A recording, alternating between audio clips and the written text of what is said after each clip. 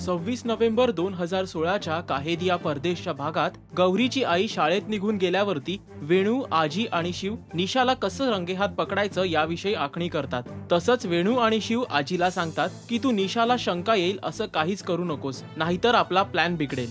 निशा आपल्या आईसोबत मिळालेले पैसे कसे मार्गी लावायचे याबाबत फोनवरती बोलत असते। आजी तिच्या खोलीबाहेर तिचं सर्व बोलणं ऐकते, मात्र निशाला संशय येतो की कोणीतरी आपलं बोलणं ऐकते। जेव्हा ती आपल्या खोलीचा दरवाजा उघडते त्यावेळी आजी दरवाजाबाहेर उभी असते। जेव्हा निशा तिला इथे का उभे आहात असं विचारते त्यावेळी ती पोहे खाण्यासाठी तुला बोलवायला आल्याचं सांगते। निशा बाहेर येताच शिवला मुंबईत येण्यामागचं कारण विचारू लागते।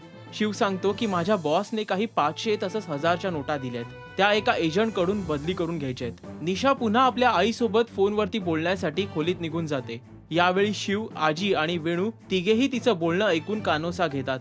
निशा आपल्या आईसोबत बोलून कुठे भेटायचे असं ठरवते आणि घराबाहेर पडते। त्या पाठोपाठ वेणू, शिव आणि आजी देखील तिचा पाठलाग करतात आणि तिच्या सर्व हालचालींवरती बारीक लक्ष ठेवून असतात।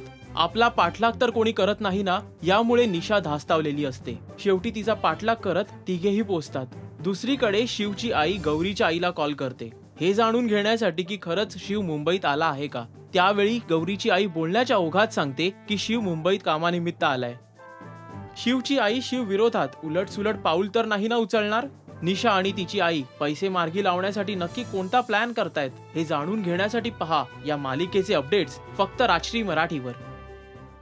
नमस्कार, मी अंकुश चौधरी, तुम्ही पाहताय राजश्री मराठी।